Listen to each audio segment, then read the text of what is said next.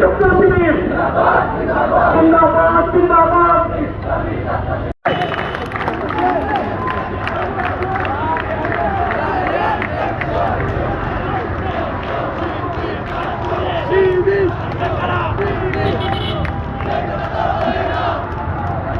ছাত্রদের অধিকার আদায়ের জন্য ময়দানে নেমেছে,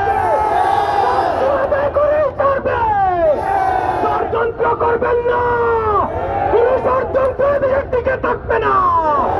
সংগ্রামী উপস্থিতি, ছাত্র শিবির তার জন্মলগ্ন থেকে এদেশের মানুষের পক্ষে, এদেশের ছাত্র সমাজের পক্ষে, এদেশের ছাত্র সমাজের অধিকার রক্ষার জন্য ছাত্র শিবির তার শাহাদাতের নজরানা পেশ করেছে। বাংলাদেশের 234 জন শহীদ হয়েছে শুধুমাত্র এই দেশে ইনসাফ কায়েমের জন্য, এদেশের স্বাধীনতা সার্বভৌমত্বের জন্য।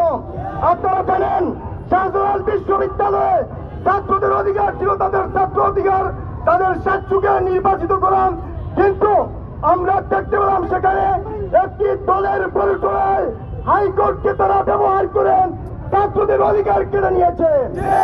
আমরা বলতে চাই 700 ছাত্রদের অধিকার, 9,000 শিক্ষার্থীর অধিকার, এখানে বিএনপি কিংবা ছাত্র দলের কোন অধিকার নেই ছাত্রদের অধিকার নিয়ে সিনেমে খেলা। আমরা স্পষ্ট ভাষায় বলতে চাই 24-এর কোন আন্দোলন আমরা ভুলে যাইনি, ছাত্র শিবির বুকের তাদের রক্ত ঢেলে দিয়েছে তা ভুলে যায়নি এদেশের।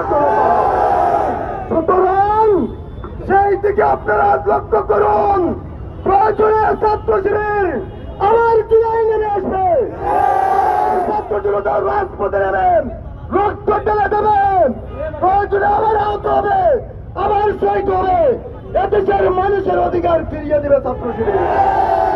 আমরা বলতে চাই আপনারা হাইকোর্ট